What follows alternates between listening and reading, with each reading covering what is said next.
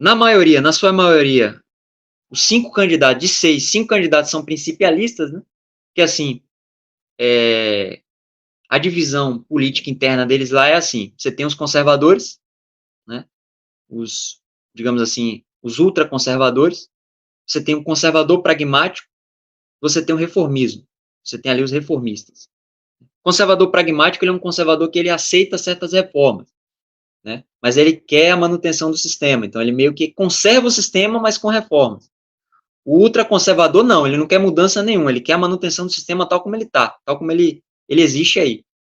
E você tem o reformista, né, que ele quer promover ali uma série de reformas, ainda que elementos ali principais do regime sejam mantidos, mas ele é um dentro daquela esfera, ele é mais progressista do que o conservador pragmático, porque ele quer fazer uma série de reformas ainda mais incisiva, digamos assim, mas sem romper com a estrutura do regime.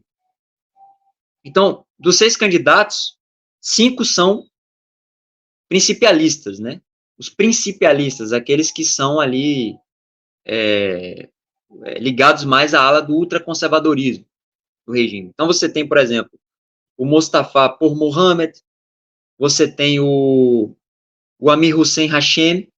O Amir Hussein Hashem é o atual vice-presidente, né? O Mohamed Mokbar. Ele é o presidente interino, e o vice dele é esse cara que está concorrendo, o Hashem, o Amir Hussein Gazdeh Hashem. Tem o Ali Reza Zakani, o próprio Mohamed Kalibaf, que é o presidente do parlamento, dos Majides, e o Saed Jalil. Né?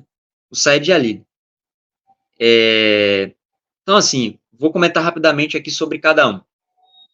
Vamos falar do Mostafa por Mohammed, primeiro, que é o único clérigo de todos aqui, desses candidatos, é o único clérigo. O Mostafa por Mohammed, ele é um clérigo, ele tem a formação ali no seminário de Qom, né, no seminário de Haqqani, são os seminários ali mais conservadores do Irã. Ele é um cara que fez parte daquele expurgo que aconteceu no Irã nos anos 80, né, que o próprio Raisi participou, né? Então ele fez parte ali daquele processo, né, na época. Ele chegou depois a ser ministro da Justiça, né, se eu não me engano, acho que foi no governo eu não sei se foi, eu não lembro se foi no governo do Khatami ou se foi no governo do Ahmadinejad, né, mas ele chegou a ser ministro da Justiça do Irã durante um tempo. E ele é uma figura, assim, que vista do Ocidente, pelo Ocidente, é uma figura, assim, ele era próximo do Raíssa, né, então é uma figura, assim, que é tido como ultraconservador, né, bem ultraconservador e radical, do ponto de vista dos ocidentais, né, da gente. Então ele é um clérigo, né, um cara ligado ali aos... Inclusive, foi até ele participou, inclusive, da execução ali do pessoal dos comunistas, inclusive, do MEC, que era o movimento comunista iraniano. Ele participou isso, ele chegou, eu até lembrei aqui, ele chegou a ser ministro em 2005, ele foi ministro do Ahmadinejad, sim, ministro da Justiça do Ahmadinejad, 2005 e 2008. E depois na verdade, ele foi ministro do Interior do Ahmadinejad, 2005 a 2008, e 2013 a 2017, ele foi ministro da Justiça, só para corrigir. Ele foi ministro da Justiça no governo já do Hassan Rouhani. Ministro da Justiça no governo do Hassan Rouhani. E ministro do Interior no governo do Ahmadinejad. Só que nas pesquisas, segundo a própria Universidade Mansadik, né, ali os estudantes da Universidade Mansadik, dá o nome, que são os caras que fazem o levantamento, né, das pesquisas eleitorais, ele aparece ali com um índice muito baixo, né, de avaliação pelo público, né. Geralmente ele aparece ali geralmente entre 3 a 4%, né, das possibilidades ali dos índices de votos. Então, basicamente, ele ele não tem tanta força assim na população, né? Possível que ele já caia, desses 6 aí, ele já caia e vá apoiar ele faz parte do clero combatente, né? O clero combatente, né, é uma espécie de partido orgânico, até mesmo no sentido gramsciano, não é um partido formal, no sentido de ser uma agremiação ali e tal, mas é um partido que reúne várias figuras, o próprio Raiz fazia parte. Um partido-estado, né? Um partido que faz parte do Estado, que é uma série de figuras ali e tal, mais conservadoras fazem parte, o próprio Ahmadinejad também. Então ele aparece com um índice de votos muito baixo pela pesquisa da Universidade Mansadik. Então é bem difícil que ele consiga se eleger. Tem outras figuras, né? Tem o próprio Amir Hossein Hashemi, que é o atual vice-presidente interino.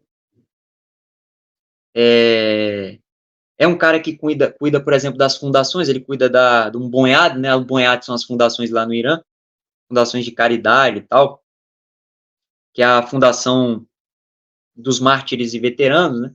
Aquele pessoal que participou da guerra lá dos anos 80, que participa de guerras hoje, guerras de procuração. Ele chegou a ser eleito, né, pro Majlis, pelo parlamento, em 2008. Ele ficou de 2008 a 2021, inclusive, né, no parlamento. Ele é um cara ligado ali à área de saúde, né, tanto é que ele é um médico cirurgião, né, e também, inclusive, o partido dele é a Frente de Estabilidade da Revolução Islâmica, né, que é o partido do próprio Jalili, que eu vou falar daqui a pouco, que é o partido o partido assim conservador. Esse é um partido formal mesmo, né? É uma agremiação aqui, como se fossem os nossos partidos aqui, né? O PT, o PL, é um partido de fato, né? Não é um partido orgânico como o clero combatente, como eu falei lá. Só para deixar muito claro aqui. Então, ele tem um índice de votos pela Universidade de Mansadik bem baixo também, né? De 2,5% a 3%, então é bem difícil que ele consiga ir para os instantes finais ali das eleições, né? É bem difícil que ele caia e é possível que ele vá apoiar algum dos dois principialistas que vão estar ali na disputa, no duelo final. Então,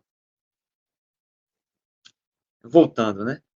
Então, tem uma outra figura que é o Massoud Pezeshkian, Massoud Pezeshkian, que é o único reformista, né? Que é o único reformista, né?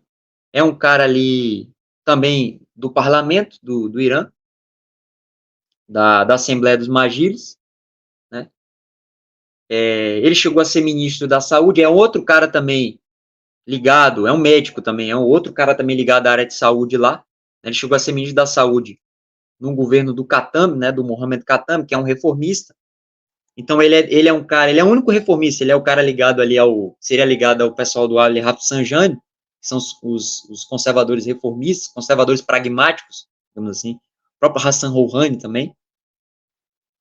E ele chegou, inclusive, a ser vice-presidente também do Irã no governo do Hassan Rouhani, né? Ele chegou a ser vice-presidente também do governo do Hassan Rouhani. Então, ele foi vice-presidente, chegou a ser ministro da Saúde do Khatami, foi vice-presidente do Rouhani, e hoje ele faz parte do parlamento ali, foi eleito, inclusive, por Tabriz, né, que é uma região, um estado iraniano.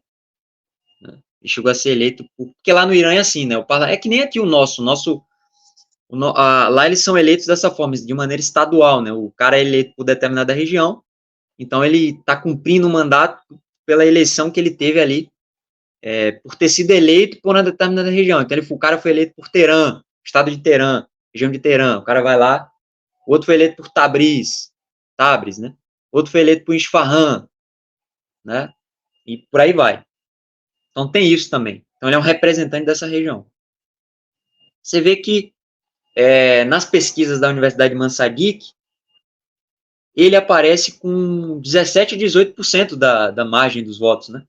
Dos possíveis votos, possíveis índices de votos. Então, ele possivelmente ele vai ser a terceira figura nessa para concorrer, de fato, com os dois conservadores. Né? É possível que ele vá até o final, né? na disputa. E vai ter também um apoio aí dos grupos reformistas, né? Dos partidos reformistas, lá do Irã, né, que é, por exemplo, o Partido da Confiança, do Irã, o Partido da Moderação. Inclusive, esse cara, ele inclusive tem até ligações com o lobby turco, né? Tem um lobby turco lá dentro do Irã, então ele meio que tem alguma ligação com esse lobby. Então, se ele fosse eleito, talvez a aproximação com o Erdogan fosse maior, porque ele tem vínculos, né, com os lobbies turcos dentro do Irã. Então é possível que ele fosse encaminhar, de uma certa forma, uma maior aliança, sei lá, uma aliança militar, uma aliança maior econômica, né? Uma aliança bilateral com os turcos. Então, é bem possível. Ele também tem um discurso da anti-imigração, né, da anti-imigração dos afegãos, ali para dentro do Irã, porque a gente sabe que o Afeganistão,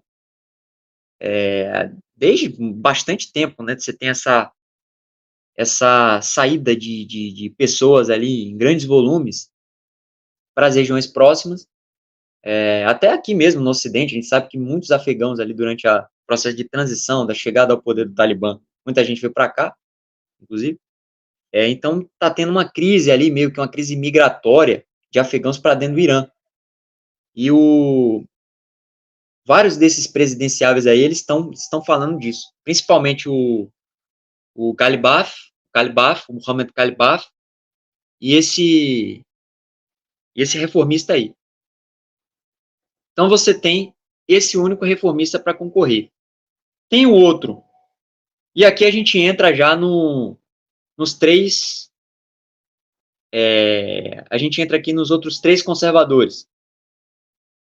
E vamos comentar de dois. Os dois principais que têm, assim, a possibilidade de serem os dois candidatos que vêm muito forte para serem eleitos. Né? Um é o Ali Reza Sakhan, que dentre os três é o menos, dentre esses três é o menos que tem chance, mas tem alguma chance. O Ali Reza Sakhan, ele é o atual prefeito de Teherã, né?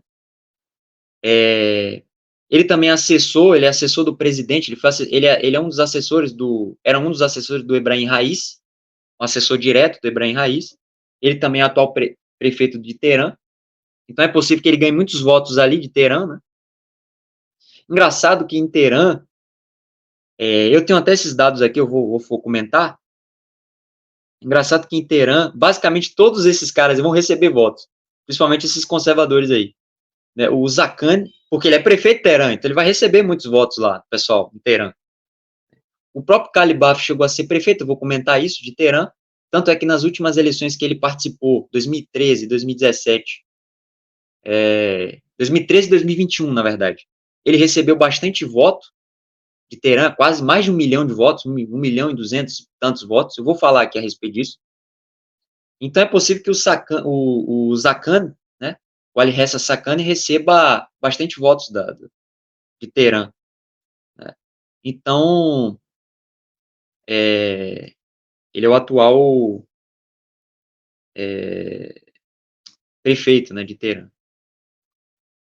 E tem as duas outras figuras, que na minha opinião, que são as duas figuras que mais têm chance de serem eleitos, que é o Mohamed Galibaf, né, que você até comentou, e o Saed Jalil.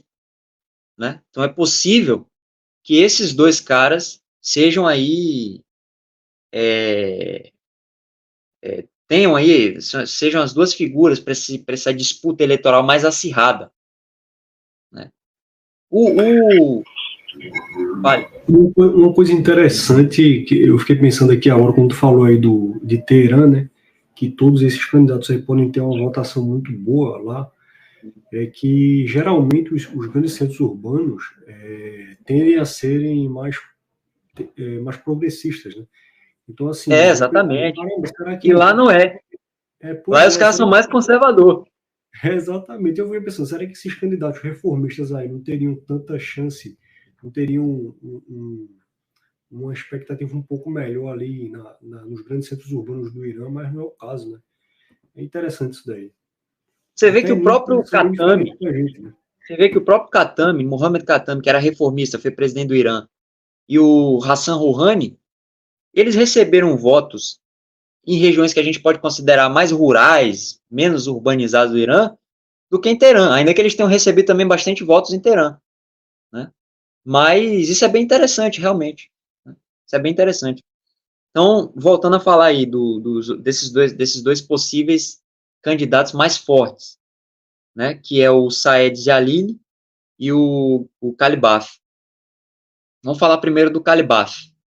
É um cara, é um militar, né, é um militar, ele participou da guerra do Irã-Iraque nos anos 80. Ele chegou a ser chefe da Força Aérea, da Guarda Revolucionária, né, da Força Aérea do Exército Iraniano, né, de 97 aos anos 2000, ali foi na época, acho que do governo se eu não me engano, do Khatami, né, se eu não me engano, acho que foi do Khatami, acho que o Khatami já tinha sido, ou não, foi o Rafsanjani, o governo do Rafsanjani, que tinha sido já presidente. Então ele presidiu, né, a Força Aérea, ele chegou a ser chefe da polícia política do Irã, de 2000 a 2005. Então ele foi chefe do Basij, né? O Basij como se fosse a polícia federal do Irã, né? É como se fosse a nossa polícia federal aqui. A polícia federal é a polícia lá que toma conta das fronteiras, né? Defende o líder supremo, né? Então ele foi chefe dessa polícia do Basij, né? É também o atual, ele também preside o parlamento, o Majlis do Irã, né? Chegou a ser prefeito de Teherã, tanto é que, numa das eleições, ele recebeu, acho que foi 2013, eu vou comentar isso, 2013, ele recebeu mais de 1 milhão de votos, 1 milhão e 200 e tantos votos por Teherã, então é bem capaz que ele receba bastante votos de Teherã nessa eleição. Nas pesquisas lá do Iman Sadiq, ele está com 20%, né, basicamente, 21%, às vezes vai para 22%, então está muito acirrado, né? O Jalil está com 23, 24, você vê o nível da coisa, né? Então está muito acirrado. Geralmente, essas eleições lá, a própria Universidade Mansadi fez a pesquisa e falou que essa eleição vai ter, a participação da população vai ser alta, os números indicam que uma parte da população que não participou da eleição em 2021 com a vitória do Raíssa, mas vai participar agora, então muita gente vai votar. Então ele está aí nas porcentagens, aí nos índices, com 20, 21%, né, de 20% de possibilidades pelos estudos da Universidade Mansadiq. É bem possível, sim, que ele consiga ser eleito. Ele tem um discurso bem populista, né? Ele lembra, inclusive, o próprio Ahmadinejad, né? Aquela retórica mais populista, né? Com a utilização de jargões, de chavões e tudo mais. Ele é um cara que ele já comentou que ele vai desenvolver ali uma estratégia no que tange a defesa das fronteiras do Irã, vai fortificar isso, né? Esse é um dos pontos da candidatura dele, principalmente com a questão da vinda de afegãos para dentro do Irã. Então ele falou que vai fazer um trabalho em cima disso aí. Ele está pelo Partido do Progresso e Justiça, né? Está pelo Partido do Progresso e Justiça. Ele se alistou, porque lá é assim, eu até ia esquecer disso. Geralmente, você falou dos independentes. Geralmente, quando o cara está concorrendo à eleição, ele não ele não fica como independente. Independente é aquele cara, muitas vezes o conservador, que ele faz parte do clero combatente, que é aquele partido que eu falei lá, que não é um partido orgânico, é um partido de apoio do regime, mas não é uma agremiação mesmo, formal, um partido formal, como a gente entende aqui. Então, quando você vê independente, civil, né? quando você vê independente, significa o quê? Quando você vê independente, significa que ele não está ligado a um partido formal. Ou seja, ele não se formou dentro de um partido ali. Mas quando o cara está concorrendo, ele tem que fazer isso. Então, ele está pelo Partido Progresso e Justiça, né? Que é, inclusive, um partido ali ligado ao setor militar, né? Do Morris Rezé, que chegou a ser chefe da Paz da Aran, do atual chefe da Paz da Aran, que é acho que é o Esmail Gani, se eu não me engano, que é o atual chefe da Paz da Aran. Não, o Esmail Gani substituiu o que morreu em 2020, que era o chefe da Força Quds. Ele substituiu o Soleimani, Qasem Soleimani, na Força Quds. Inclusive, o Galibaf, como ele é muito ligado ao exército, muito ligado às Forças Armadas, ele era amigo pessoal do... Como é que diz? Soleimani. Do Soleimani. Ele era amigo pessoal do Soleimani, um dos caras, assim, um dos grandes aliados do Soleimani.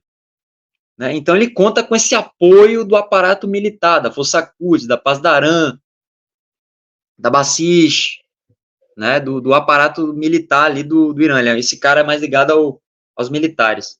Né? O Morris Rezé, inclusive, queria concorrer, mas desistiu. Na verdade, não desistiu, na verdade, ele foi eliminado pelo Conselho do Guardião. Fizeram avaliação lá e decidiu que ele não iria participar. Aí, ele, que é ligado a esse pessoal do Exército, se uniu ali, né, com o pessoal do Exército para indicar o Galibaf. Então, ele vai como esse representante nacionalista, bem nacionalista, da ala militar.